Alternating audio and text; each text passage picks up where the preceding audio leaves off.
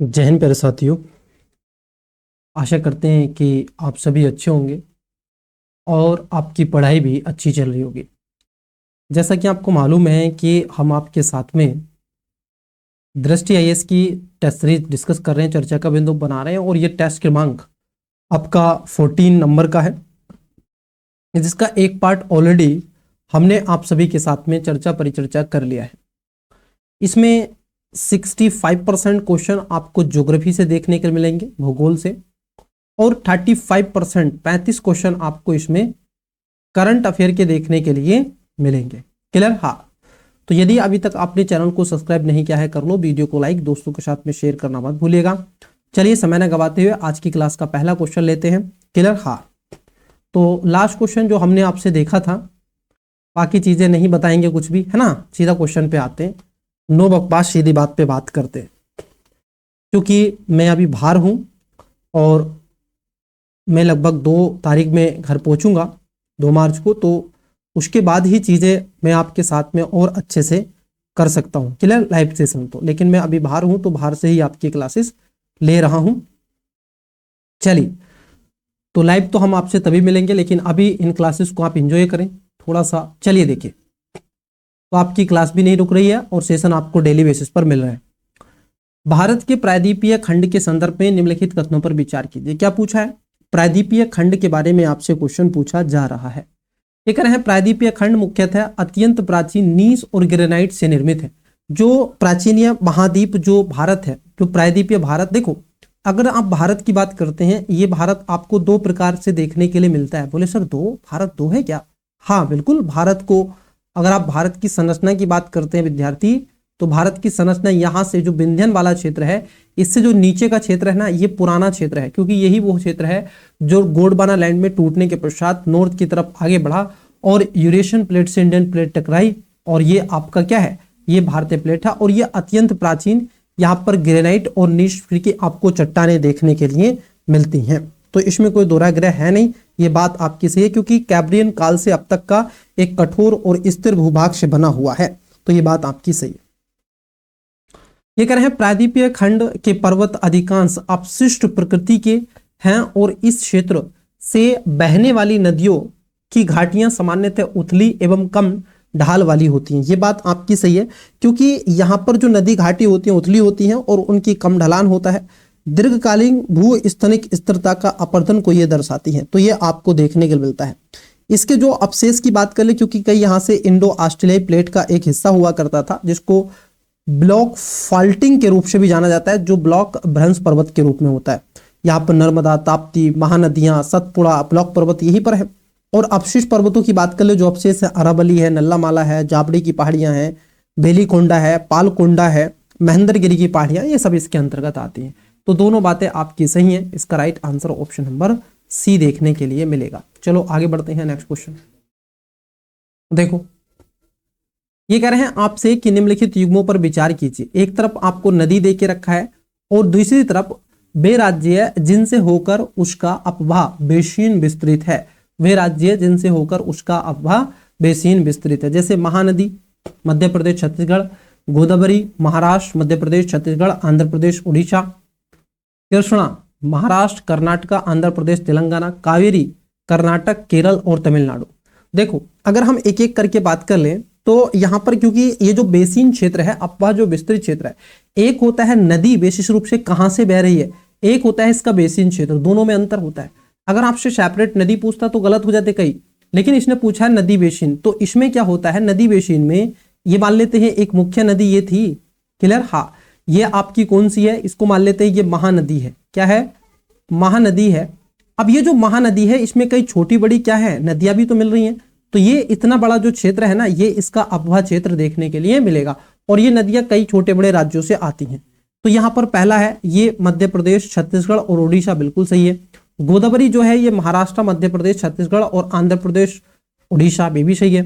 कृष्णा महाराष्ट्र कर्नाटक आंध्र प्रदेश तेलंगाना, कावेरी कर्नाटक केरल और तमिलनाडु, व पुडुचेरी भी इसके अंतर्गत आ जाता है।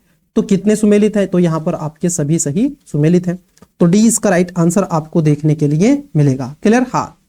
महानदी की बात कर ले तो इसका उद्गम है वो खासतौर पर रायपुर जिले में सिपहा से होता है, छत्तीसगढ़ के पास में, ओडिशा से होकर के बंगाल की खाड़ी में चली जाती है। गोदावरी प्रायद्वीप भारत की सबसे बड़ी नदियों में से एक है, इसको दक्षिण भारत की गंगा कहा जाता है। महाराष्ट्र के नासिक जिले से खासतौर पर ये उत्पत्ति होती है इसकी।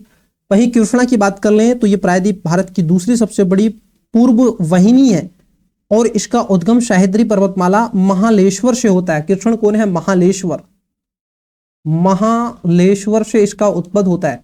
कावेरी जो नदी है ये खासतौर पर कर्नाटक के कोडांगू जिले ब्रह्मगिरीश की पहाड़ी से 1341 मीटर से निकलती है। तो आइए फिर आगे बढ़ते हैं, नेक्स्ट क्वेश्चन देखते हैं। ये कह रहे हैं भारत में दक्षिण पश्चिम मानसून की निवर्तन ऋतु के संदर्भ में निम्नलिखित कथनों पर विचार कीजिए। भारत में जो बरसात होती है, बेसिकली आप देखोगे भारत में दक्षिण पश्चिम मानसून से ही क्या होती है, बरसात आपको देखने के लिए मिलती है। पहला है, यह अवधि मेघ वाले आकाश, उच्च तापमान तथा अधिक आर्द्रता से चिन्हित होती है। क्या ये बात आपकी सही है? बोले सर ये बात तो कहीं ना कहीं आप देखोगे गलत देखने के लिए आपको मिलेगी। क्यों? क्योंकि उच्च तापमान और अधिक आर्द्रता के संयुक्त प्रभाव से इसको कष्टदायी हो जाता है, जिससे सामान्यतः क्वाक की और अक्टूबर से खासतौर पर हीट कहा जाता है। तो ये बात आपकी गलत है। क्लियर? हाँ, तो यहां पर खासतौर पर दक्षिण पश्चिम मानसून की निवर्तन ऋतु की विशेषता साफ आकाश और तापमान में वृद्धि होती है। ठीक है, मेघ वाले आकाश नहीं, यहां पर साफ आकाश आपको मिलते हैं। कैसे आकाश? साफ आकाश। तो ये बात गलत है। उत्तरी भारत में सामान्यतः शुष्क मौसम रहता है, जबकि प्रायद्वीपीय क्षेत्र के पूर्वी भाग में अक्टूबर और नवंबर में पर्याप्त वर्षा होती है। बिल्कुल सही बात है, क्योंकि आप देखोगे अक्टूबर और खासतौर पर नवंबर में जो आपका पूर्वी घाट है, ये वाला जो रीजन है, यहां बरसात होती है जब लौटता हुआ मानसून होता है। तो पहला गलत, दूसरा सही, 20 का राइट आंसर है। चलो आगे बढ़ते हैं।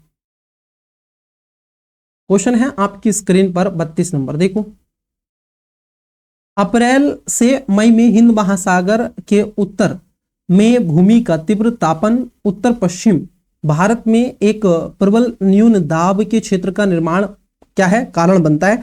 ये विशेष रूप से आपको देखने को मिलता है। सही बात है, क्योंकि होता है क्या है, अप्रैल से मई में जो स्थल है वो अधिक गर्म हो जाता है, तो वहां से हवा क्या हो जाती है, ऊपर उठ जाती है। जैसे मान लीजिए यहां पर क्या है, हवा ऊपर की तरफ उठ रही है, ये हवा ऊपर की तरफ उठ रही है, तो यहां से क्या है, अब जो आपकी जलीय हवाएं इधर आती हैं तो बरसात का एक कारण बनता है।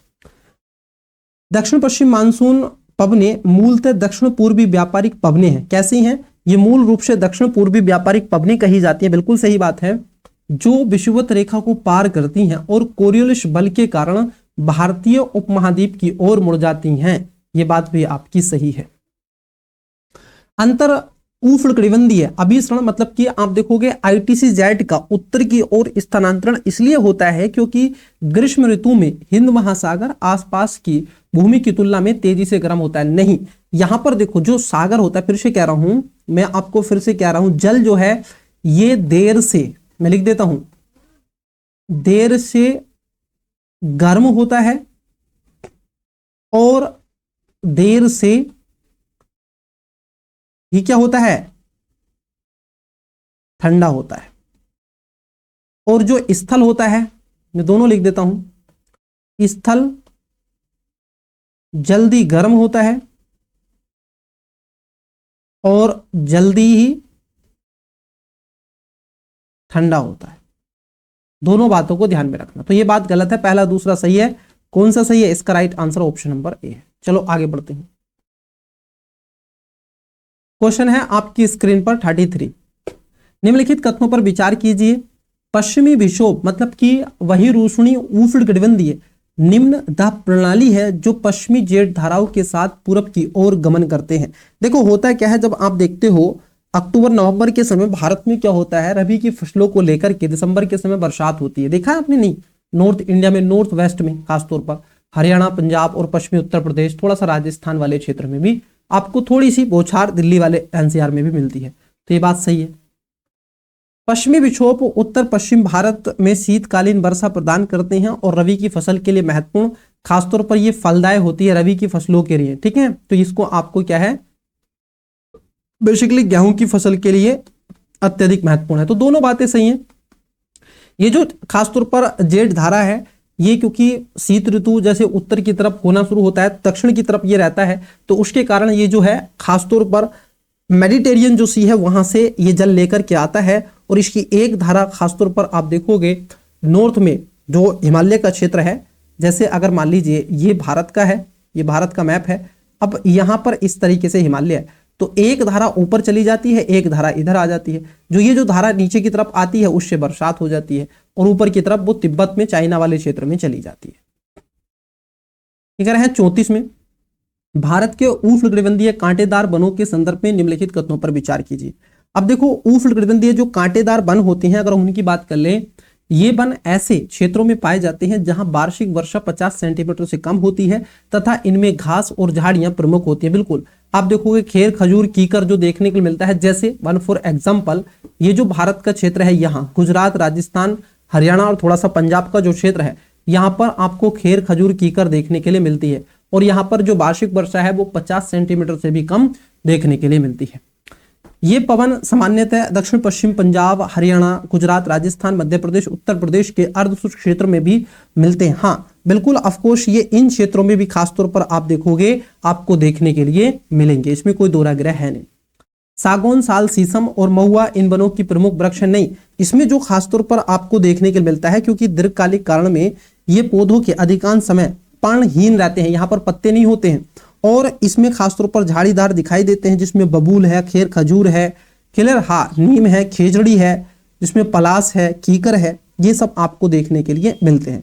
जबकि सागौन, साल, शीशम, मुरुआ, महुआ, आंवला, सेमल, कुसुम, चंदन ये सब अर्धपर्णपाती वन कहे जाते हैं। तो तीसरा वाला यहाँ पर गलत है और आपका पहला दूसरा सही है। तो क्वेश्चन सही पूछा था आपसे, इसका right answer option number A हो जाएगा। तो इसको क्या है आपको ध्यान में रखना है। चलो आगे बढ़ते हैं। क्वेश्चन है आपकी स्क्रीन पर 35 नंबर, देखो भारत में लेटेराइट मृदा के संदर्भ में निम्नलिखित कथनों पर विचार कीजिए। देखो जब आप मिट्टी को पढ़ते हैं तो 8 प्रकार की मिट्टी खासतौर पर भारत में देखने के लिए मिलती है, लेकिन हम 4 जो प्रकार की मिट्टी है, जैसे आपसे लेटेराइट मिट्टी है, ब्लैक सोयल है, जलोढ़ है ना, और आपकी रेड सोयल है, तो इन पर बेसिकली फोकस ज्यादा रहता है और यहीं से क्वेश्चन आपके बनते हैं। एक सामान्यतः स्टेटमेंट ध्यान रखना, भारत की मिट्टी में नाइट्रोजन और फास्फोरस की मात्रा कम देखने के लिए मिलती है। तो क्लियर है? हाँ। अब लेटेराइट मिट्टी कहां पर होती है? सामान्यतः उन क्षेत्रों में जहां पर अधिक वार्षिक वर्षा आपको देखने के लिए मिलती है। तो जहां पर बरसात ज्यादा होती है भारत में, जैसे आप देखोगे वेस्टर्न घाट है, और वेस्टर्न घाट का वेस्टर्न रीजन है वहां पर, और ये जो मौसिनराम का क्षेत्र है इधर मेघालय में, असम के थोड़े क्षेत्र में, जहां पर बरसात अधिक होती है वहां पर ये देखने के लिए मिलती है।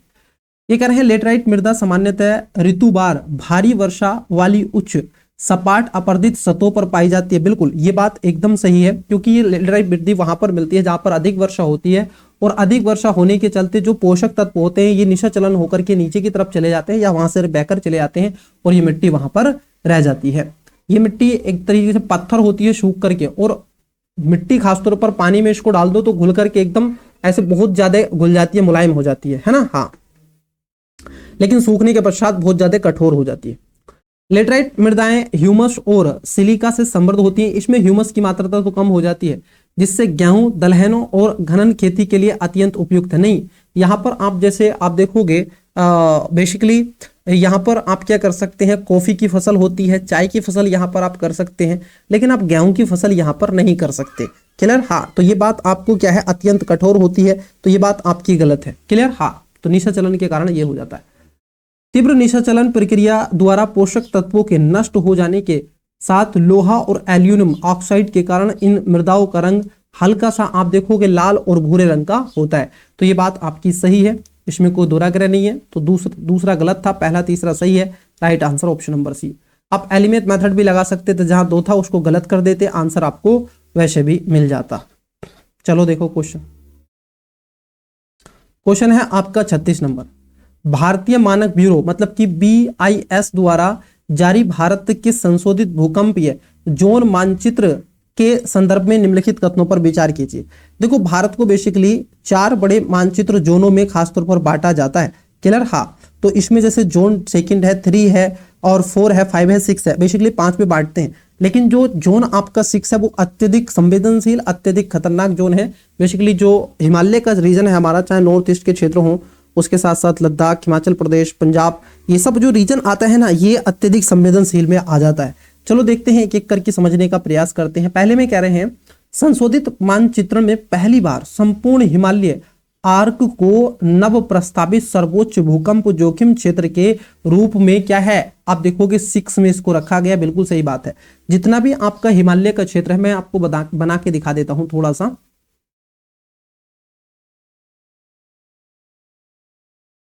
मैं आपको बना के दिखा देता हूं थोड़ा सा।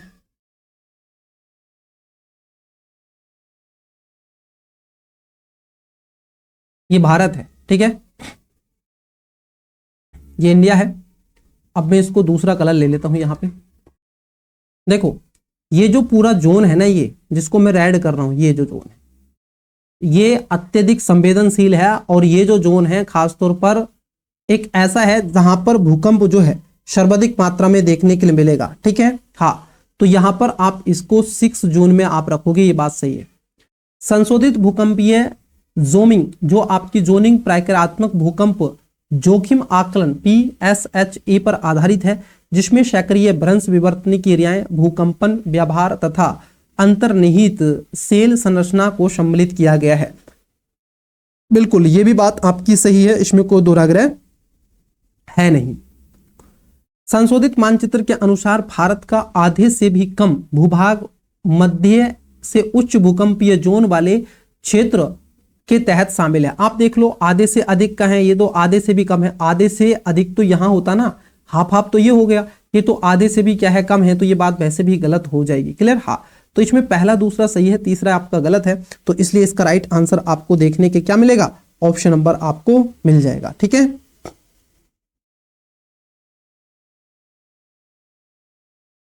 क्लियर हो गया कि नहीं? हाँ, आधे से भी कम भाग, आधे से कम नहीं है, ये जो मध्य और उच्च पूछा है ना, दो पूछे हैं आपसे, मध्य और उसके साथ साथ आप देखोगे उच्च पूछा है, तो ये है आपका 61। अगर आप बात कर ले उच्च में तो ये है, और मध्यम उच्च में ये हो जाएगा, तो आधे से अधिक हो जाता है। हाँ, तो आधे से कम नहीं होगा, अधिक होगा, लगभग 61%, 61% भाग पर है, तो ये बात वैसे भी गलत है। तो राइट आंसर ऑप्शन नंबर क्या हो जाएगा, ए। चलो आगे बढ़ते हैं। उष्णकटिबंधीय चक्रवातों के संबंध में निम्नलिखित कथनों पर विचार कीजिए। देखो, आपने चक्रवात के बारे में आवश्यक रूप से पढ़ा होगा। एक होता है उष्णकटिबंधीय चक्रवात और शीत कटिबंधीय चक्रवात, है ना, साइक्लोन, इसको बोलते हैं साइक्लोन, और एंटी साइक्लोन के बारे में आप ऑलरेडी जानते भी हैं। उष्णकटिबंधीय चक्रवातों के संबंध में पहला है, उष्णकटिबंधीय चक्रवात गर्म महासागरों के ऊपर उत्पन्न होते हैं, जहां समुद्र की सतह का तापमान लगभग 26 डिग्री सी या उससे कम होता है, जिससे तीव्र बाष्पीकरण होता है और कपासी वर्षी मेघ का निर्माण होता है। क्या ये बात आपकी सही है? तो देखो, ये बात आपकी गलत हो जाएगी। क्यों? क्योंकि जो उष्णकटिबंधीय चक्रवात होते हैं, ये गर्म उष्ण महासागरों के ऊपर होते हैं। कहां पर?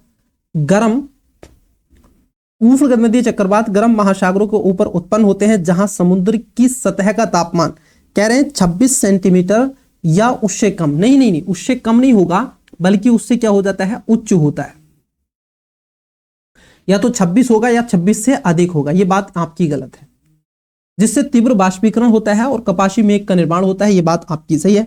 लेकिन यहां पर क्या है, उससे अधिक होता है। यहां पर विशाल कपासी मेघ बन जाते हैं, ये इसमें कोई दुराग्रह नहीं है, लेकिन उससे 26 या 26 से अधिक होता है, कम नहीं होगा। चक्रवात का घूर्णन वायु के निम्न दाब केंद्र की ओर गति करने और पृथ्वी के घूर्णन के विचलन प्रभाव के संयोजन के कारण होता है। ये बात आपकी एकदम सही हो जाएगी, इसमें कोई दुराग्रह है नहीं। क्लियर? हाँ, आपने देखा होगा ना, साइक्लोन कुछ इस प्रकार से चलता है, बना के दिखा देते हैं आपको। कुछ इस प्रकार से साइक्लोन चल रहा है। क्लियर? हाँ, क्यों चल रहा है? क्योंकि सर यहां पर क्या है, देखो हवा हमेशा क्या है, जहां टेम्परेचर अधिक होगा, ध्यान रखना, जहां टेम्परेचर अधिक होगा वहां पर प्रेशर जो होगा वो कम होगा। रीजन है क्योंकि तापमान अधिक होने के चलते हवाएं यहां से गर्म होकर ऊपर उड़ जाती हैं, जिसके चलते अब जहां पर प्रेशर अधिक होता है, जहां पर अब मान लीजिए तापमान यहां पर कम है, तो प्रेशर क्या होगा, हवा जो होगी वो गाढ़ी होगी, हवा जो होगी ठंडी होगी, उसका भार अधिक होगा, तो वो इसकी तरफ मूव होना शुरू हो जाएगी। क्यों? क्योंकि इधर इनको जगह दिख गई है। क्योंकि आप जिस कमरे में बैठे हैं वो हवा से फुल और फील भरा हुआ है, अगर मान लीजिए यहाँ पर गर्म हवा है तो आपके रूम से एकदम बाहर निकल जाएगी, ठीक है, और जो ठंडी हवा होती है वो नीचे की तरफ बैठती है। तो यहाँ पर सेकंड सही है और पहला आपका गलत है। तो करेक्ट आंसर क्या होगा, आप देखोगे इसका right answer option number b हो जाएगा। चलो आगे बढ़ते हैं। क्वेश्चन है आपका 38 नंबर। निम्नलिखित कथनों पर विचार कीजिए। खेती योग्य भूमि में वे क्षेत्र शामिल होते हैं जहां अस्थायी फसल ले उगाई जाती हैं, अस्थायी चरगाह होते हैं, और वह भूमि शामिल होती है जिसे 5 वर्ष तक के फसल चक्र के तहत परती छोड़ दिया गया हो। क्या ये बात आपकी सही है? बिल्कुल एकदम बात सही है, इसमें कोई दोहराग्रह नहीं है।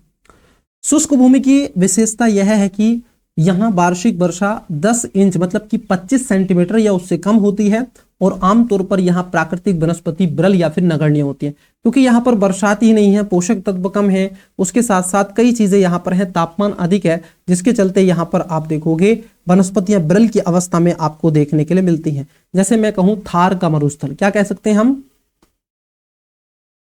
थार मरुस्थल। चलो आगे बढ़ते हैं। क्वेश्चन है आपकी स्क्रीन पर, नेक्स्ट देखो, ठीक है, नहीं हो रहा है रीज, ओके,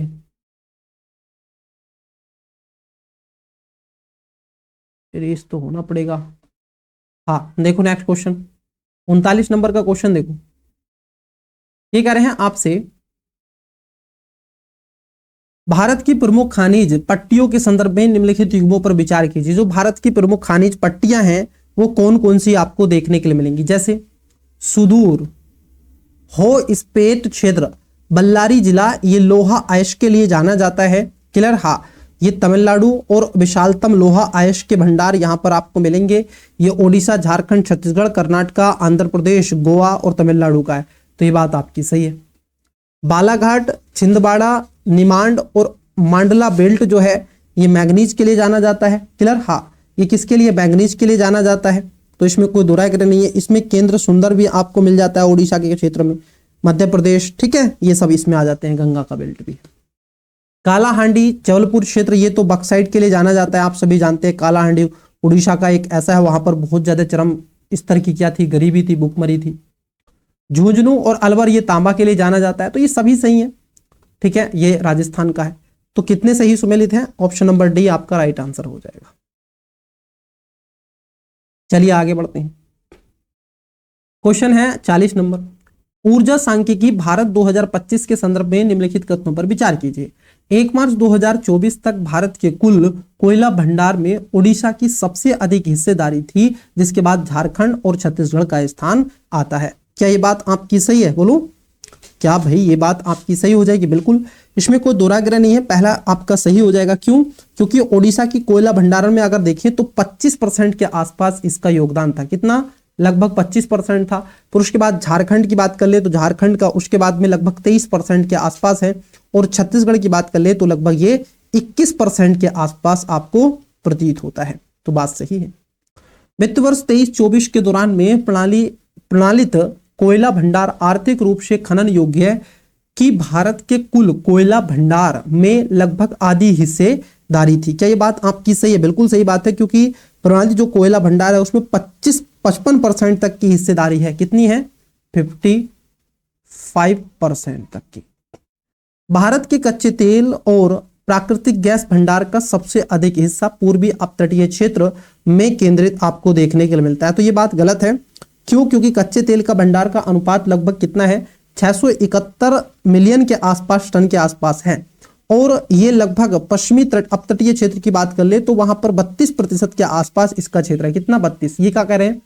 ये कह रहे हैं भंडार का सबसे अधिक हिस्सा पूर्वी तटीय नहीं, आपको होगी सर वेस्टर्न जो घाट वाला रीजन है भारत में, ये जो वेस्टर्न घाट है इधर आपको मिलेगा, लगभग 32% का क्षेत्र है। तो ये गलत है। यहां पर आप क्या हो जाएगा?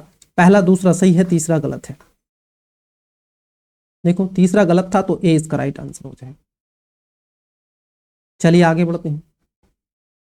क्वेश्चन है 41 नंबर। अब यहां पर 3 कथन देकर के आपसे क्वेश्चन पूछा है, थोड़ा लेंथी क्वेश्चन है, पढ़ो। देखो पहला कथन है कपास की खेती के लिए उष्ण जलवायु परिस्थितियों की आवश्यकता होती है और यह कम तापमान के प्रति अत्यधिक संवेदनशील होती है। क्या बात आपकी सही है कपास की फसल को लेकर के? क्योंकि उचित अंकुरण हेतु लगभग 15 डिग्री सी न्यूनतम तापमान इसके लिए आवश्यक होता है। ये बात आपको ध्यान में रखनी चाहिए। क्लियर? हाँ। क्या है? तो ये बात आपकी सही है? नहीं, ये बात आपकी क्या है कि कह रहे हैं ना कि खासतौर पर ये कह रहे हैं कम तापमान के प्रति अत्यधिक संवेदनशील होता है। तो लगभग न्यूनतम तापमान इसका 15 डिग्री सी है और पाला रहित इसको देखना चाहिए। कपास एक अर्ध मरुभूमि पौधा है जो 21 से 27 डिग्री सी के तापमान पर सर्वोच्च उत्पादन होता है और अच्छी जल निकासी वाली मृदा के अनुकूलन होता है। बिल्कुल ये बात आपकी सही है। तो देखो ये बात भी सही है, ये भी बात सही है, पहला भी सही, ये भी सही। तीसरे में कह रहे हैं कपास की फसल लंबे समय तक जल भराव के प्रति सहिष्णु है और अच्छी तरह जल निकासी वाली चिकनी मृदा में इसका बेहतर विकास होता है। कहां पर? जो चिकनी मिट्टी होती है वहां पर ये कह रहे हैं यहां पर देखने के लिए मिलती है। देखो जल भराव के प्रति ये अत्यधिक संवेदनशील होती है और इसके लिए जल निकासी की मृदा की आवश्यकता होती है। यहां पर कोई ऐसा नहीं कहा गया है। यहां पर बेसिकली उत्तर के अगर भारत में देखें कपास को लेकर के तो यहां पर काली जो मिट्टी होती है और दक्षिण भारत की काली और लाल मिश्रित मिट्टी में आपको देखने की मिलती है। तो आप कहोगे यहां पर आपकी काली और मिश्रित लाल, ये मिट्टी बहुत जरूरी है। तो तीसरा गलत है, पहला और यहां पर दूसरा सही है। देखो 2 और 3 दोनों सही है? नहीं। 2 और 3 दोनों सही है? नहीं। 2 और 3 में से केवल एक सही है और एक ही सही व्याख्या करता है। तीसरा गलत है, दूसरा सही है। Right answer c. देखो स्वच्छ पौधा कार्यक्रम CPP के संदर्भ में कथनों पर विचार कीजिए। यह रोग मुक्त पौध सामग्री की आपूर्ति हेतु कृषि एवं किसान कल्याण मंत्रालय द्वारा एशियाई विकास बैंक, एशिया डेवलपमेंट बैंक के सहयोग से शुरू की गई एक पहल है। क्या ये बात आपकी सही है? बोले सर एकदम बात आपकी सही है, इसमें कोई दोहराग्रह नहीं। इस कार्यक्रम की क्रियान्वयन एजेंसी भारतीय कृषि अनुसंधान परिषद ICAR है, जबकि राष्ट्रीय बागवानी बोर्ड NHB द्वारा तकनीकी सहयोग प्रदान किया जाता है। तो देखो अगर हम बात कर ले यहाँ पर ये जो दूसरा स्टेटमेंट है ये गलत है। क्यों? क्योंकि कार्यक्रम खासतौर पर ये राष्ट्रीय बागवानी बोर्ड की क्रियान्वयन एजेंसी के द्वारा निष्पादित होता है, जिसकी भूमिका ICAR के द्वारा की जाती है। अनुसंधान सहयोग और क्षमता निर्माण यहाँ पर शामिल है। तो यहाँ पर इन्होंने उल्टा कर दिया गया है। क्लियर? हाँ। तो सहयोग कौन है? ICAR कर रहा है और इसकी एजेंसी है जो इसको क्रियान्वयन कर रही है। तो उल्टा लिख दिया इसलिए गलत है। इस कार्यक्रम के अंतर्गत देश भर में 9 स्वच्छ पौध केंद्र स्थापित करने परिकल्पित किए गए। बिल्कुल।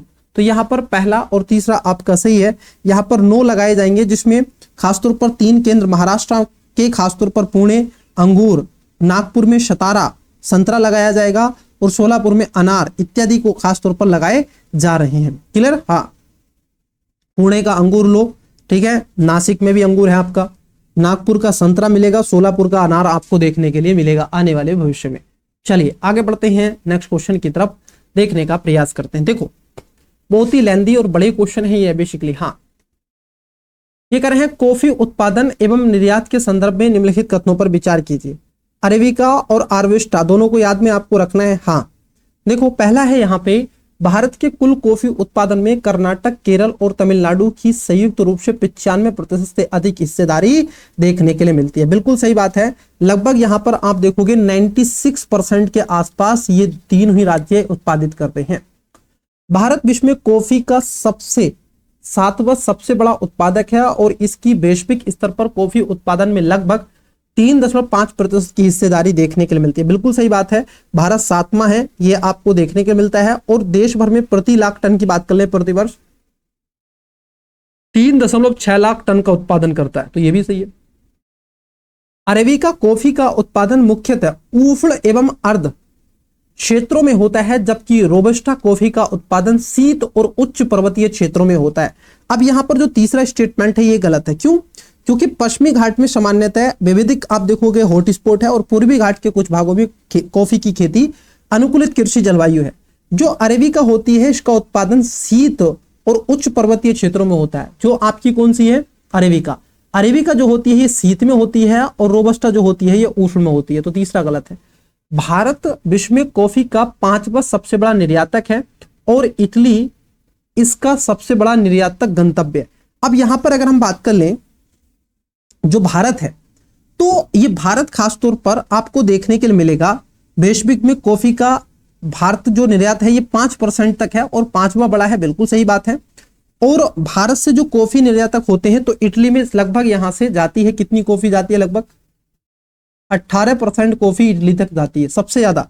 उसके बाद में 11% जर्मनी, बेल्जियम 7%, रूस में 5% और संयुक्त अरब अमीरात में 5% के आसपास देखने के लिए मिलती है। तो तीसरा गलत था यहाँ पे, बाकी के सही थे।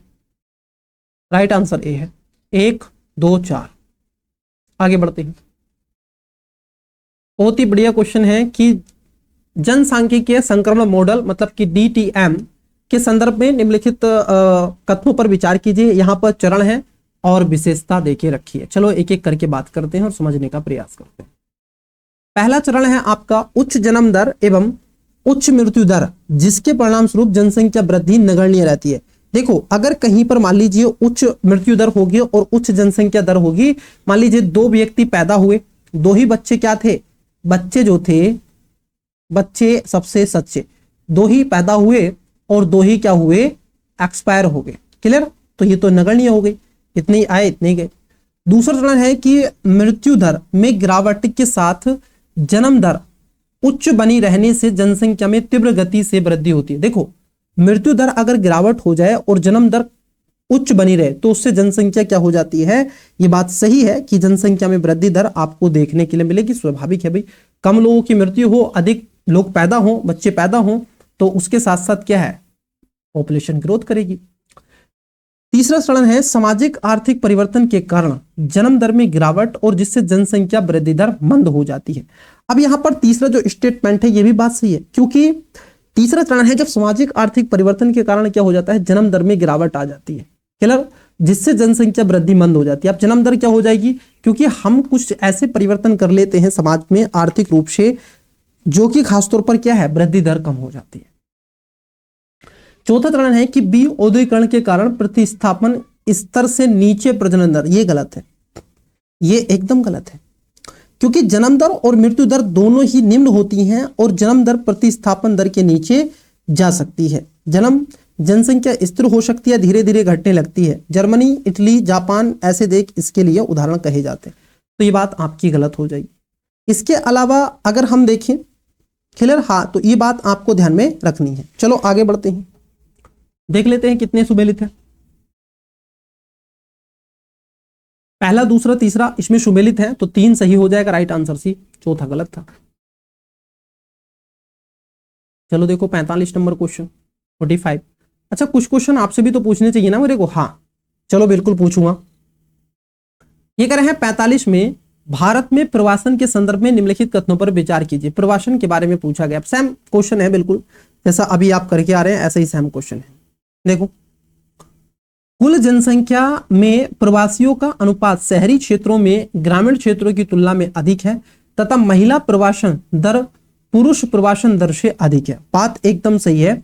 2021 के PLFF सर्वे के अनुसार मॉस्पी के द्वारा किया जाता है ये, उसमें लगभग हम देखें कुल प्रवासन जो दर थी वो कितनी थी, वो थी आपकी 28 पॉइंट कितनी थी, 9% थी इसमें, जबकि ग्रामीण क्षेत्रों में जो देखने के लिए मिला वो लगभग आपकी 5% दर्ज की गई थी। ये ध्यान में रखना।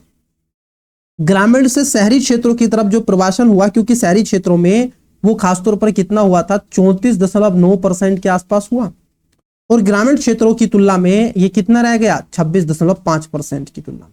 तो ये बात सही है। और पुरुष प्रवासियों में अनुपात अपेक्षाकृत कम रहा और महिलाओं में ये बढ़कर के कितना हो गया, लगभग आप देखोगे 48% हो गया। ये वुमेन का है। और मेल की बात कर लें तो मेल का कितना रहा, मेल का लगभग 6 से 22% के आसपास रहा। तो पहला सही है। भारत में पुरुष प्रवासियों के बीच रोजगार संबंधी कारण प्रवासन का प्रमुख कारण बनता है कि जो पुरुष होते हैं वो रोजगार के ही लिए खासतौर पर क्या है, एक स्थान से दूसरे स्थान पर जाते हैं। भारत में कुल महिला प्रवासन में विवाह का योगदान आधे से भी कम है जो महिलाओं के बीच बढ़ते आर्थिक प्रवासन को दर्शाता है। ये बात गलत है। क्यों? क्योंकि भारत की अगर हम बात कर लें, जो भारत में महिला प्रवासियों का प्रवाह जो रहा है वो 86.8% के हिस्से अकेले विवाह के कारण होता है। मतलब कि ये जो महिलाएं प्रवासन करती हैं वो लगभग 86.6% के आसपास कितना कर जाती हैं? विवाह के कारण होता है। ये सब किसके कारण? विवाह के कारण एक स्थान से दूसरे स्थान पर जाती हैं। बिल्कुल। और जो अब तक का सबसे प्रमुख कारण माना गया, तो क्या कारण है? विवाह है। ठीक है, आर्थिक कारण नहीं, विवाह कारण है। तो महिलाओं का तो प्रवासन होता है क्योंकि पैट्रियार्की में हम रहते हैं, पुरुष सत्तात्मक समाज है हमारा, पुरुष प्रधान समाज। तो महिलाएं वहां पे क्या होते हैं, हम शादी करके लाते हैं, तो लड़की आती है अपने पिताजी के घर से लड़के के घर। ठीक है, तो उसका प्रवासन 86.8% लगभग आप कह सकते हैं 87% के आसपास है। भारत में महत्वपूर्ण भूतापीय मतलब कि हॉट स्प्रिंग श्लोक के संदर्भ में निम्नलिखित कथनों पर विचार कीजिए। शब्द है, एक स्क्रीनशॉट ले लो इसका। हॉट स्प्रिंग भूतापीय स्थल है राज्य केंद्र शासित प्रदेश जैसे पुंगा लद्दाख में, मणिकर्ण हिमाचल प्रदेश में, ब्रकेश्वर झारखंड, अनहोनी मध्य प्रदेश और मुनुगुरु तेलंगाना। तो कितने सही सुमेलित है ये आपको बताना है। देखो अभी 1973 से लगभग आप देखोगे 381 हॉट स्प्रिंग की पहचान की गई है, जिसमें 35 डिग्री सी से 89 डिग्री सी तक का तापमान देखा जा सकता है। कितना हॉट स्प्रिंग है ये? 35 से कितना 89 डिग्री सी तक का तापमान यहां तक हो सकता है, ये ध्यान में रखना। अब थोड़ा जरा इसके बारे में एक एक करके जान लेते हैं। देखो ये कह रहे हैं आपसे, पहला है पुंगा। पुंगा जो है, पुंगा, चुमाथांग, यांग, डेमचोक, नुब्रा, पवानमिक, लहर, ये आपके गलहर, ये सब कहां पर है? लद्दाख में आपको मिलेंगे। मणिकर्ण की बात कर लें, मणिकर्ण जो है ये आपका मणिकल हुआ, कसोल हुआ, तातापानी हुआ, टापरी हुआ, ये हिमाचल प्रदेश में आपको मिलता है। इसके अलावा अगर हम बात कर लें आपसे, ये कह रहे हैं आपसे कि बक्रेश्वर जो है झारखंड का है। तो देखो ये बात आपकी गलत हो जाएगी क्योंकि यहां पर सूरज कुंड मिलेगा और तात लोई मिलेगा, तो यहां पर ये बात गलत है। ये जो आपका वकेश्वर है, अगर हम इसकी बात कर लें तो वकेश्वर आपको पश्चिम बंगाल में मिलता है। कहां पर मिलता है? वेस्ट बंगाल में मिलता है, तो ये बात आपकी गलत है। अनहोनी, अनहोनी की बात कर लें तो अनहोनी जो आपको देखने के लिए मिलती है विद्यार्थी, ये जो अनहोनी है अगर हम इसकी बात कर लें, ये कहां पर है? इन्होंने कहा है मध्य प्रदेश में आपको देखने के लिए मिलती है। ये बात गलत है, मध्य प्रदेश में नहीं है ये अनहोनी। ठीक है, अनहोनी जो है मध्य प्रदेश में नहीं है। फिर सर कहां पर है? अब इन्होंने दिया भी नहीं है अनहोनी का। चौथा अनहोनी, हाँ अनहोनी मध्य प्रदेश में ही है, तो एमपी में ही है, बिल्कुल सही है। मुनुगुरु की बात कर लें तो मुनुगुरु ये तेलंगाना में, ये बात सही है। तो कितने हैं? तीसरा गलत है, बाकी सब सुमेलित हैं। 5 थे तो इसमें केवल 4 सही सुमेलित है। पहला, दूसरा, चौथा, पांचवा। ठीक है, चलो आगे बढ़ते हैं। देखिए 47 नंबर का क्वेश्चन। कथन पहला है, विश्व के अधिकांश उष्ण मरुस्थल उपोष्ण कटिबंधीय उच्च दाब पट्टियों से निर्मित खासतौर पर निकट स्थित है। देखो जब आप मरुस्थल की बात करते हो इस पृथ्वी पे देखोगे आप सही से, जब मैप देखोगे तो लगभग आपको ये 30 से 30 डिग्री उत्तरी और 30 डिग्री दक्षिण अक्षांश के मध्यस्थ है। आपको उपोष्ण कटिबंधीय जो उष्ण कटिबंधीय मरुस्थल है ये देखने के लिए मिलते हैं। बात सही है कि नहीं? उपोष्ण कटिबंधीय उच्च दाब पट्टियां आप देखोगे खासतौर पर हेडली सेल के अवरोही भाग के अंतर्गत आती हैं, जहां वायु का अवरोहण होता है और वर्षा अवरुद्ध हो जाती है। इसलिए क्या हो जाती है? यहां पर उष्ण मरुस्थलों का निर्माण हो जाता है। महाद्वीपों के पश्चिमी तट भागों के साथ प्रभावित होने वाली ठंडी महासागरीय धाराएं वर्षा को प्रोत्साहित करती हैं। प्रोत्साहित नहीं करती बल्कि वर्षा को क्या कर देती हैं? ये ठंडी धाराएं खासतौर पर सहायक रहती हैं क्योंकि वायुमंडल स्थिर रहता है और वर्षा को ये बाधित करती हैं। क्या रहा? प्रोत्साहित करती हैं। यहां पे क्या हो जाती है? बाधित करती हैं।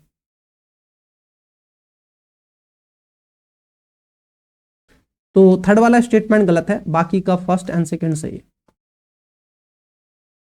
तो यहां पर क्या होगा? 2 3 में एक सही है ना? हाँ, तो यहां पर 2 और 3 में केवल एक सही है और वो किस सही व्याख्या करता है। तो दूसरा और पहला सही है, तीसरा गलत है। चलो आगे बढ़ते हैं। अच्छा ये क्वेश्चन है, बहुत ही अच्छा क्वेश्चन है। निम्नलिखित तत्वों पर विचार कीजिए। आर्कटिक टुंड्रा विश्व का सबसे उत्तरी बायोम है और वृक्षहीन है। जो आर्कटिक टुंड्रा होता है, जैसे टेगा और टुंड्रा आप देखते हो ना, तो यहाँ पर विश्व का सबसे उत्तरी बायोम कहला जाता है और वृक्षहीन, यहाँ पर परिध्रुवीय पट्टी देखने के लिए आपको मिलती है, एकदम ग्लेशियर है। आर्कटिक टुंड्रा की मृदा सतह के नीचे स्थायी रूप से जमी रहती है। हाँ, ये बात आपकी सही है, क्योंकि ये बर्फ के नीचे क्या है, एकदम जमी रहती है। आर्कटिक टुंड्रा में लॉन्ग ग्रोइस सीजन होते हैं, ये बात गलत है, क्योंकि ये खासतौर पर टुंड्रा में विकसित अत्यंत सचिप मौसम और प्रलय शीतलन होता है और यह सघन वनों को आधार प्रदान नहीं करता। तो यहाँ पर किसी भी प्रकार से ये जो आपके कह रहे हैं ना लॉन्ग ग्रोइंग सीजन होता है, ये बात गलत है। तो इसमें तीसरा गलत है, पहला दूसरा सही, तो A for Apple right answer हो जाएगा, ए फॉर अमेरिका। आइए देखते हैं 50 आप में से कितने विद्यार्थी देंगे।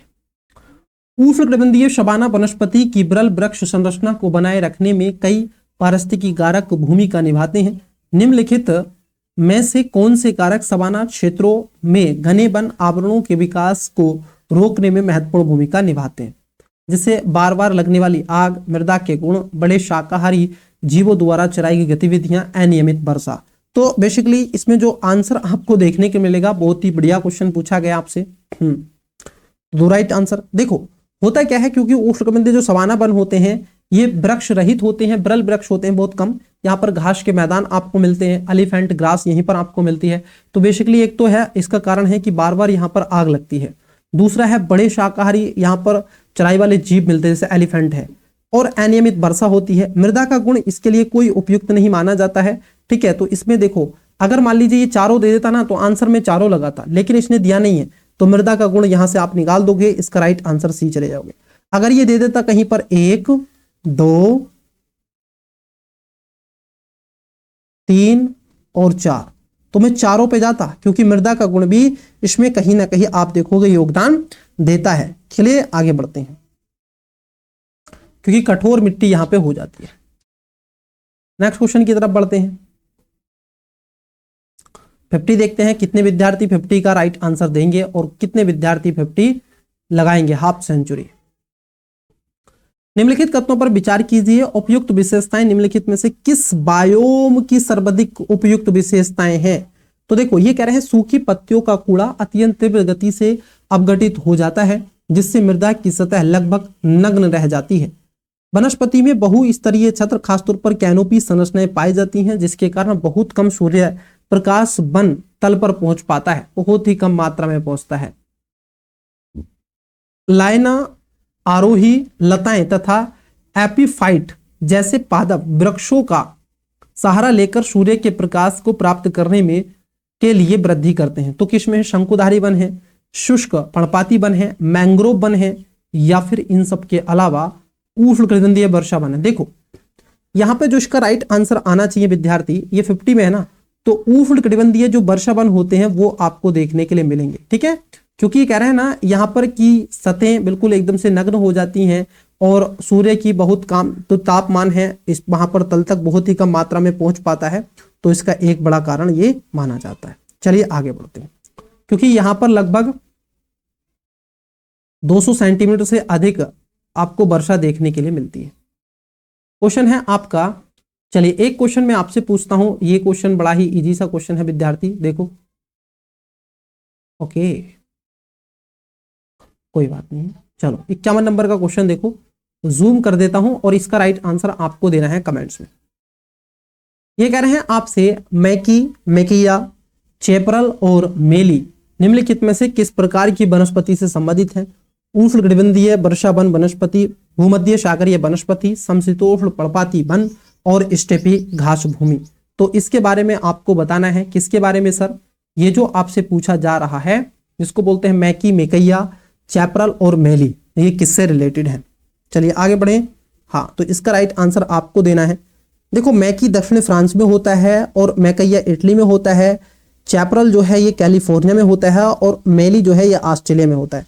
तो किस प्रकार की आपको ये मिलेंगी वनस्पति, इसका राइट आंसर कमेंट्स करके बताना है आपको। 52 नंबर है आपका, विश्व के महासागरों में लवणता के स्थानिक वितरण के संदर्भ में निम्नलिखित कथनों पर विचार कीजिए।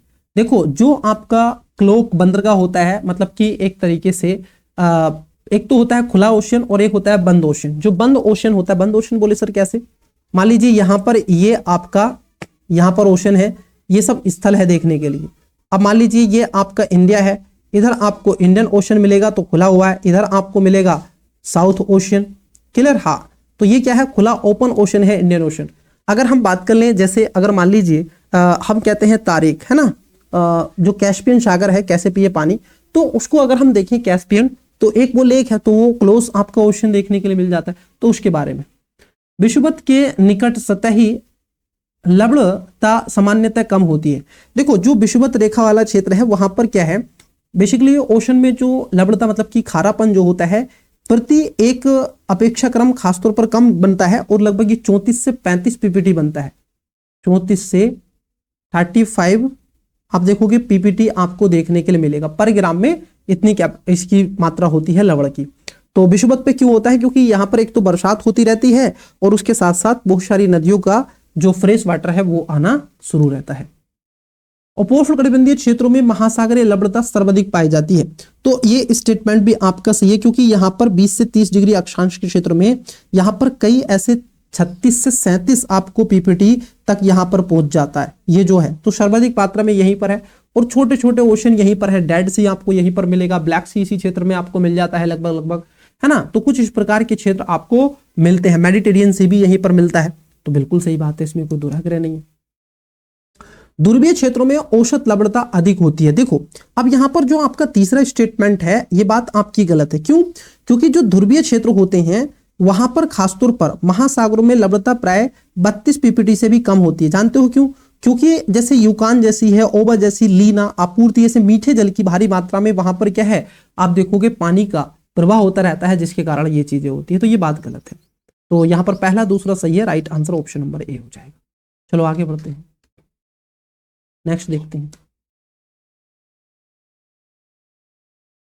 क्वेश्चन है आपका 53 नंबर। महाद्वीपीय शेल्फ के संबंध में निम्नलिखित कथनों पर विचार कीजिए। अब देखो बड़ा ही स्पष्ट क्वेश्चन है, महाद्वीपीय शेल्फ पूछे। महाद्वीपीय शेल्फ की चौड़ाई बहुत भिन्न होती है, जो मुख्य कुछ किलोमीटर से लेकर के 100 किलोमीटर से अधिक तक हो सकती है। क्या बात सही है? क्योंकि ये बात आपकी सही है। क्लियर? हाँ, जलमग्न विस्तार महाद्वीपीय शेल्फ इसको कहा जाता है। महाद्वीप की यह उथला क्षेत्र होता है जो जलमग्न के रूप में है। भारत के पश्चिमी तट के समीप स्थित महाद्वीपीय शेल्फ पूर्वी तट की तुलना में अधिक चौड़ा है। तो ये बात क्या है, आपकी गलत है, क्योंकि पूर्वी तट की बात कर लें तो वहां पर जो शेल्फ है वो लगभग औसतन 100 से 120 किलोमीटर तक है। कौन सा? आपका जो पूर्वी तटीय भारत को अगर आप देखेंगे, ये भारत का तटीय क्षेत्र है, क्योंकि यहां से नदियां आती हैं और अपनी तरफ लाती हैं गाद और इसको आगे ले जाती है। यहां पर कोई नदी इतनी बड़ी नहीं बहती है, तो यहां पर पानी एकदम गहरा है। तो यहां पे क्या है, पूर्वी तट की तुलना में नहीं, पूर्वी तट में अधिक चौड़ा है ये जो शेल्फ है, और वेस्टर्न घाट में कम है। उन क्षेत्रों में महाद्वीपीय शेल्फ संकीर्ण होता है जहां तट समानांतर बलित पर्वत श्रेणियां पाई जाती हैं। हाँ, ये बात आपकी सही है, वहां पर आपको कम देखने के लिए मिलता है। जो वेस्टर्न घाट एंडीज पर्वतमाला अगर हम बात कर लें प्रशांत महासागर में, तो ये खासतौर पर एक बलित पर्वत का उदाहरण है। और यहां पर जैसे ये है कुछ इस प्रकार से बना हुआ, क्लियर, यहां इस प्रकार से जुड़ रहा है। ये अमेरिका वाला रीजन हो गया। तो ये जो है ना हम्बोल्ट की धारा यहां चलती है, यहां पर आपको एंडीज पर्वत देखने के लिए मिलेगा ये। तो ये बात आपकी सही है, दूसरा गलत है, पहला तीसरा इसमें सही, राइट आंसर हो जाएगा सी। आगे बढ़ते हैं, नेक्स्ट क्वेश्चन देखो, 54 नंबर क्वेश्चन 54। महासागरीय धाराओं के संदर्भ में निम्नलिखित कथनों पर विचार कीजिए। उत्तरी गोलार्ध में उष्ण महासागरीय धाराएं वामावर्त दिशा में प्रभावित होती हैं। मतलब कि ये जो धाराएं आपको मिलेंगी, क्योंकि जो उत्तरी गोलार्ध है वहां पर क्या है, देखो थोड़ा सा जरा समझना, ये है पृथ्वी, ये है 0 डिग्री और यहां पर है आपका 90 डिग्री। हमेशा ठंडी जलधाराएं क्या होती हैं, घड़ी के विपरीत दिशा में होती हैं, और गोलार्ध से चलने वाली ठंडी धाराएं होती हैं। जबकि ये जो धाराएं होती हैं ये कुछ इस प्रकार से चलती हैं, ठीक है। ये आपकी गर्म जलधाराएं होती हैं। कैसी हैं? ये आपकी गर्म है, और ये ध्रुवीय जो धारा होती है ये आपकी ठंडी जलधारा होती है। तो ये बात सही है, उत्तरी गोलार्ध में उष्णकटिबंधीय महासागरीय धाराएं वामावर्त दिशा में प्रभावित होती हैं। बात एकदम सही है, इसमें कोई दुराग्रह आपका क्या है, उत्तरी गोलार्ध में नहीं, वामावर्त नहीं, बल्कि क्या है, दक्षिणावर्त होती है। दक्षिणी गोलार्ध में वामावर्त होती है ना। तो देखो ये क्या है, और ये दक्षिणी गोलार्ध में कुछ इस प्रकार से। तो उल्टा है, उल्टा है, ये बात गलत है। कह रहे हैं वामावर्त नहीं, दक्षिणावर्त होती है। कैसी होती हैं? दक्षिणावर्त, दक्षिणावर्त होती। उत्तरी गोलार्ध में शीत महासागरीय धाराएं दक्षिणावर्त दिशा में प्रवाहित होती हैं। तो उत्तरी गोलार्ध में खासतौर पर जो शीत महासागरीय धाराएं होती हैं वो खासतौर पर कैसी होती हैं? वो ठंडी खासतौर पर आपको देखने के लिए मिलेंगी। ठीक है, तो ये आपको ध्यान में रखना है, ये भी गलत है। क्यों? क्योंकि उत्तरी गोलार्ध में जो है ये आपकी ठंडी नहीं गर्म होती हैं। ठीक है, तो ये उल्टा कर दिया है कुछ इस प्रकार से। कैलिफोर्निया धारा प्रशांत महासागर में प्रभावित होने वाली एक शीत धारा का उदाहरण है। ये दोनों का मिक्स है, ध्यान रखना। बेसिकली ये गर्म जलधारा भी है और ठंडी जलधारा भी है, तो बात सही है। इसके साथ साथ गल्फ स्ट्रीम अटलांटिक महासागर में प्रभावित होने वाली एक महासागरीय उष्ण धारा के रूप में जाना जाता है। तो इसका राइट आंसर हो जाएगा ऑप्शन नंबर सी। ऐसी हम्बोल्ट की धारा है, वो ठंडी जलधारा है। जनसंख्या घनत्व के संदर्भ में कथनों पर विचार कीजिए। जनसंख्या घनत्व का आशय प्रति वर्ग किलोमीटर भू क्षेत्र में निवास करने वाले व्यक्तियों की संख्या से मापा जाता है। बिल्कुल, जनसंख्या घनत्व को क्या करते हैं आप? ऊपर रख लेते हैं पॉपुलेशन और नीचे रख लेते हैं जो आपका भू क्षेत्रफल होता है। ठीक है, ये हम इसको, तो यहां से जनसंख्या घनत्व हम क्या कर सकते हैं? निकाल सकते हैं। बिल्कुल सही है। विषुवत रेखीय क्षेत्रों में अधिक वर्षा वाले क्षेत्रों के आसपास सामान्यतः जनसंख्या घनत्व कम पाया जाता है। तो ये बात आपकी क्या हो जाएगी? एकदम सही हो जाएगी। क्यों? क्योंकि यहाँ पर क्या है, भूकंपीय या भूमध्य रेखीय निकट अत्यधिक वर्षा वाले क्षेत्रों में मानव निवास के लिए अनुकूल नहीं होते हैं, जिसके फलस्वरूप क्षेत्र में जनसंख्या आपको कम मिलती है। बात एकदम सही, क्योंकि लगातार वर्षा होती रहती है, बड़े बड़े वृक्ष होते हैं, जानवर होते हैं, तो मानव यहाँ पर सर्वाइव कम कर पाता है। प्रति वर्ग किलोमीटर में लगभग आप देखोगे 11 से 50 व्यक्तियों के घनत्व वाले क्षेत्रों को मध्य घनत्व जनसंख्या क्षेत्र माना जाता है। क्या बात आपकी सही है? तो ये बात भी आपकी सही है। क्लियर? हाँ, तो इसका राइट आंसर हो जाएगा ऑप्शन नंबर, मतलब कि डी हो जाएगा, माफ कीजिएगा डी, सी नहीं होगा, डी। तीनों बातें सही है। भारत में लगभग 380 के आसपास है, 387 या कुछ है। ठीक है, भारत में 1 वर्ग किलोमीटर में इतने लोग निवास करते हैं। On an on average something है 300 के आसपास। चलिए आगे बढ़ते हैं। क्वेश्चन है 56। एक क्षेत्र से दूसरे क्षेत्र में प्रवास करने वाला व्यक्ति मूल स्थान के लिए उत्प्रवासी तथा गंतव्य स्थान के लिए अप्रवासी होता है। तो क्या है बात आपकी? क्या हो जानी चाहिए? एकदम सही हो जाती है। तो ऐसे बोलेंगे, जब एक स्थान से मानो कि कोई व्यक्ति यूपी में था और यूपी से चला गया कहां? आप देखोगे दिल्ली चला गया, तो ये दिल्ली में क्या कहलाएगा? अप्रवासी कहलाएगा। और जबकि यूपी में क्या कहलाएगा? इसको उत्प्रवासी कहते हैं। कहां से इसकी उत्पत्ति और कहां पर गया? प्रवासन से सदैव किसी देश की कुल जनसंख्या में समग्र वृद्धि होती है। देखो, ऐसा नहीं है कि वृद्धि होगी, भाई कमी भी हो सकती है, क्योंकि प्रवासन से सदैव किसी देश की कुल जनसंख्या में समग्र वृद्धि होती है। तो ये देखने के लिए मिलता है, कमी भी हो सकती है। मान लीजिए वहां पर आकार जन्म जो दर है और मृत्यु दर को प्रभावित कर दे, ना कि प्रवासन को, तो ये बात आपकी गलत हो जाएगी। सदैव तो ऐसा कुछ नहीं होगा। मौसमी प्रवासन सामान्यतः कृषि आधारित तथा असंगठित क्षेत्र के रोजगार से जुड़ा होता है। हाँ, ये जो आप मौसमी जो प्रवासन होता है, ये बात सही है, क्योंकि एग्रीकल्चर में रोजगार नहीं मिलेगा तो वो लोग प्रवासन के लिए चले जाएंगे, या बरसात के समय में लोग रोजगार के लिए शहर की तरफ मूव कर जाते हैं गांवों से। प्रवासन जनसंख्या और संसाधनों के बीच क्षेत्रीय असंतुलन को कम करने के लिए एक प्रक्रिया के रूप में कार्य कर सकता है। प्रवासन जनसंख्या और संसाधनों के बीच क्षेत्रीय असंतुलन को कम करने के लिए प्रक्रिया के रूप में कार्य कर सकता है। तो ये बात भी आपकी सही हो जाएगी, क्योंकि प्रवासन जनसंख्या उपलब्ध संसाधनों के बीच बेहतर संतुलन स्थापित करने में सहायक होता है। यह संघन्य जनसंख्या वाले क्षेत्रों में संसाधनों पर दबाव को कम करता है और श्रम की कमी को जूझ रहे क्षेत्रों को कार्यबल उपलब्ध कराता है। तो इससे संसाधनों का वितरण भी सही हो पाता है। कितने सही हैं? तो 3 सही है इसमें, पहला, तीसरा, चौथा, दूसरा गलत था। नेक्स्ट क्वेश्चन, समशीतोष्ण घास के मैदान बायोम के संबंध में निम्नलिखित कथनों पर विचार कीजिए।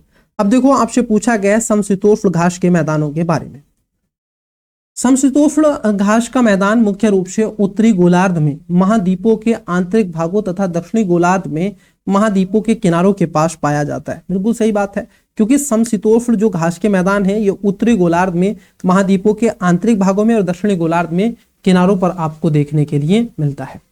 समशीतोष्ण घास के मैदान की प्राकृतिक वनस्पति मुख्य रूप से सघन वनों से बनी होती है, क्योंकि इन क्षेत्रों में वर्षा भार उच्च और सम वितरित वर्षा होती है। तो ये बात भी आपकी सही है, दोनों सही है, तो इसका राइट आंसर सी हो जाएगा। चलो आगे बढ़ते हैं। 58 नंबर का क्वेश्चन देखो। पहला कथन है आपका, विषुवत रेखीय निम्न वायु दाब पेटी वर्ष भर तीव्र ताप के कारण वायु के आरोहण की विशेषता रखती है। विषुवत जो है ये लो प्रेशर आपको खासतौर पर यहाँ पर मिलता है, कल भी मैंने इसके बारे में आपको बताया था, ठीक है, क्योंकि यहाँ पर टेम्परेचर अधिक होता है और जो वायु है वो गर्म होकर के ऊपर उठना शुरू कर देती है। दूसरा कथन है, दोनों गोलार्धों से आने वाली व्यापारिक पवनों का अभिसरण विषुवतीय क्षेत्र में वायु के ऊर्ध्वाधर उत्थान के कारण बनता है। तो क्या ये बात भी आपकी सही है? बिल्कुल ये बात भी आपकी सही है। तीसरे में कह रहे हैं, विषुवतीय रेखीय निम्न दाब पट्टी सतह के साथ निरंतर होने वाले क्षैतिज वायु प्रवाह से जुड़ी होती है। क्षैतिज नहीं होती है, ये लंबवत होती है, तो ये समानांतर होती है, ऊर्ध्वाधर होती है। तो यहां पर तीसरा गलत है, ठीक है, पहला और दूसरा सही है। तो यहां पर कह रहे हैं 2 और 3 दोनों सही है, नहीं, 2 और 3 दोनों सही है, नहीं, 2 या 3 में से केवल एक सही है और वह एक ही सही व्याख्या करता है। तो इसमें दूसरा सही है और तीसरा गलत है।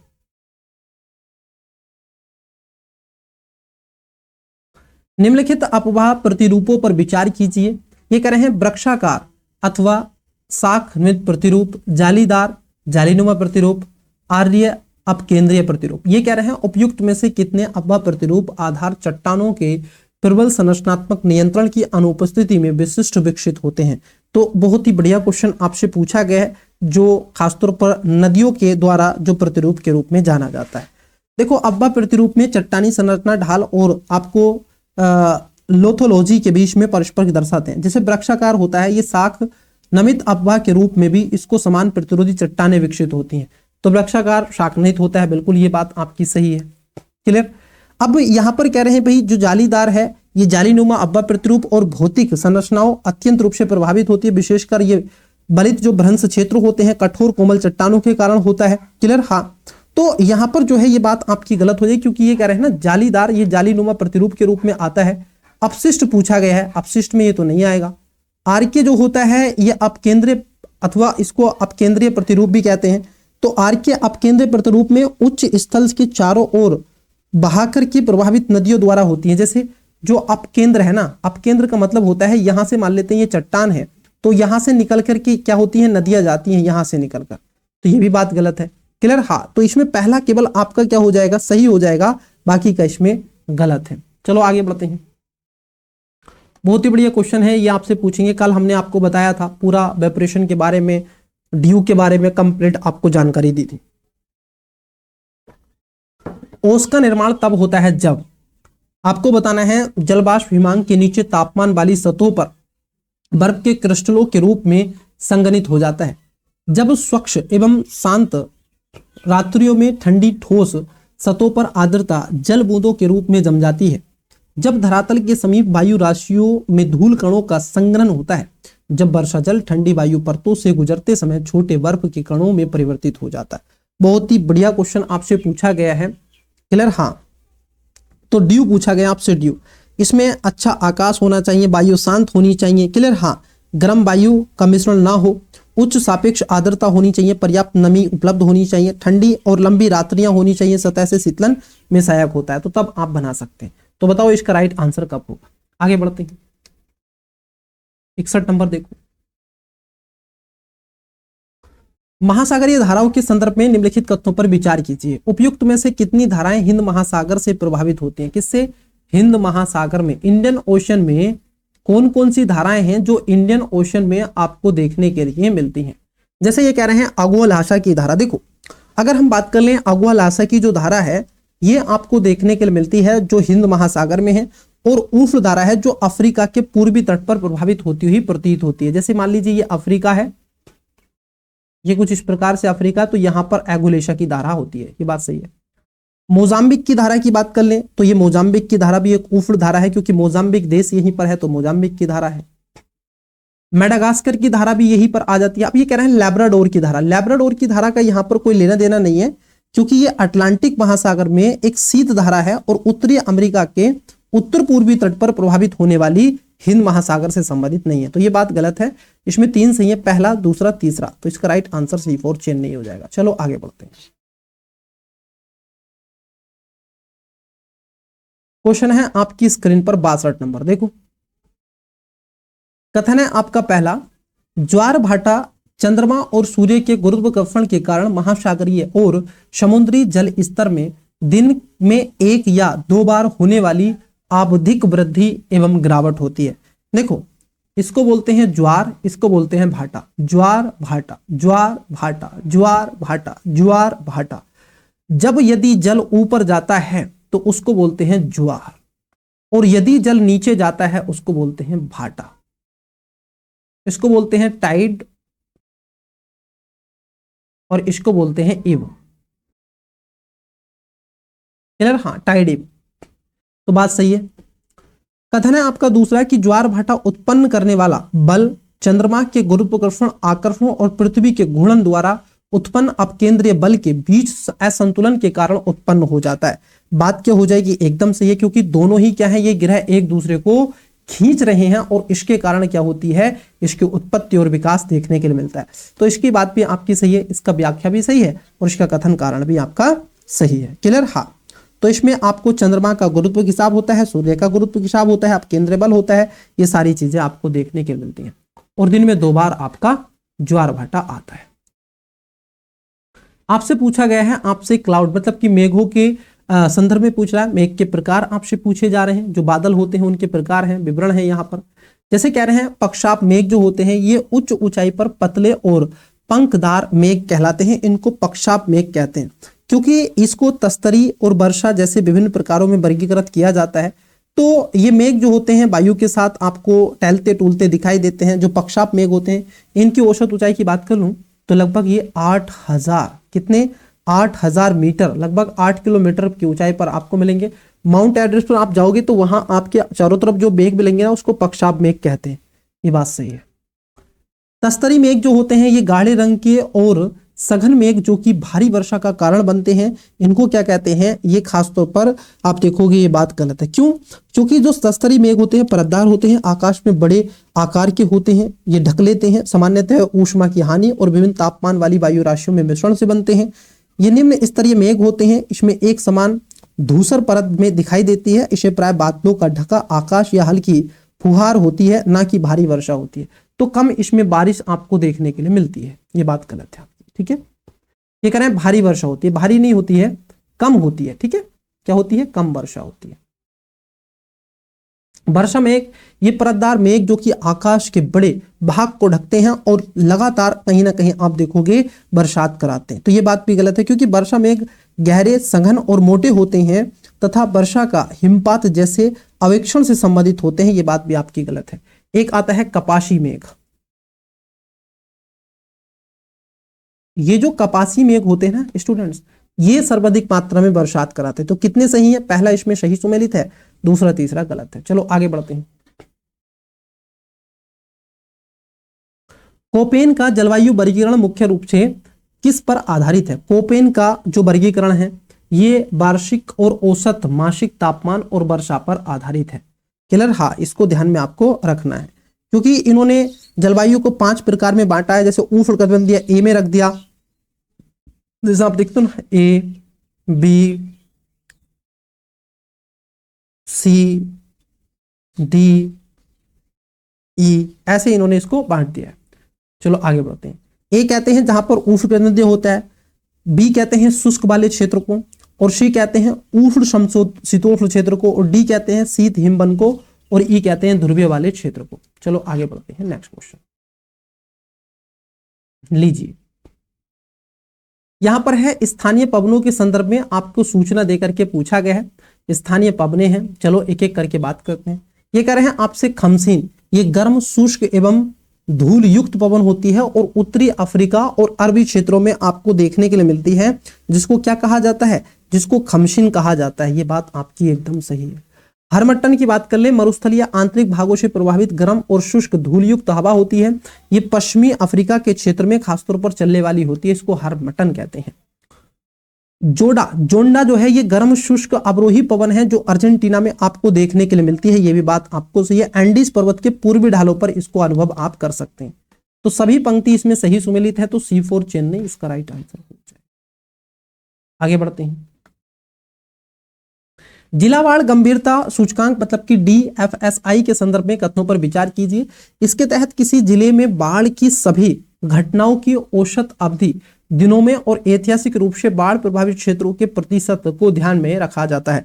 क्या ये बात आपकी सही है? बोले सर एकदम बात आपकी क्या हो जाएगी? सही हो जाएगी। तो इसमें कोई दोहराग्रह है नहीं। दूसरे में कह रहे हैं जिन जिलों में बाढ़ की घटनाओं की आवृत्ति अधिक होती है वे DFSI में अनिवार्य रूप से उच्च स्थान पर देखने के लिए आपको मिलते हैं। तो क्या ये बात भी आपकी सही है? बोले सर ये बात भी आपकी क्या हो जाएगी? एकदम सही नहीं है। क्लियर? हाँ, इसे जिला स्तर पर बाढ़ जोखिम का आकलन करने हेतु नीति आयोग द्वारा तैयार किया जाता है। तो ये बात आपकी गलत है। ये खासतौर पर IIT दिल्ली और IIT गांधीनगर के द्वारा इसको तैयार किया गया। किसके द्वारा? IIT दिल्ली प्लस IIT, ये है आपका दिल्ली और ये है आपका गांधी GN नगर। तो दोनों बातें यहां पर गलत है, पहला सही है। Right answer option number A है। क्वेश्चन है आपका, ये करंट अफेयर का क्वेश्चन है। कभी कभी समाचारों में देखे जाने वाली शाहीन पहल का प्राथमिक उद्देश्य है। देखो ये जो शाहीन पहल है इसको जो स्टार्ट किया गया था ये भारतीय आयुर्विज्ञान अनुसंधान परिषद के द्वारा नई दिल्ली स्वास्थ्य अनुसंधान विभाग के द्वारा नेक्स्ट स्टेशन मतलब कि नेक्स्ट जेन अन्वेषकों द्वारा विज्ञान और स्वास्थ्य नवाचार साइन के शीर्षक रूप से इसको जाना गया। तो इसका राइट आंसर बी होगा। विद्यार्थियों और वैज्ञानिक जिज्ञासा और नवाचार को बढ़ावा देकर के भविष्य के स्वास्थ्य अन्वेषणों को तैयार करने के लिए साइन पहल को देखने के लिए मिलता है। चलो आगे बढ़ते हैं।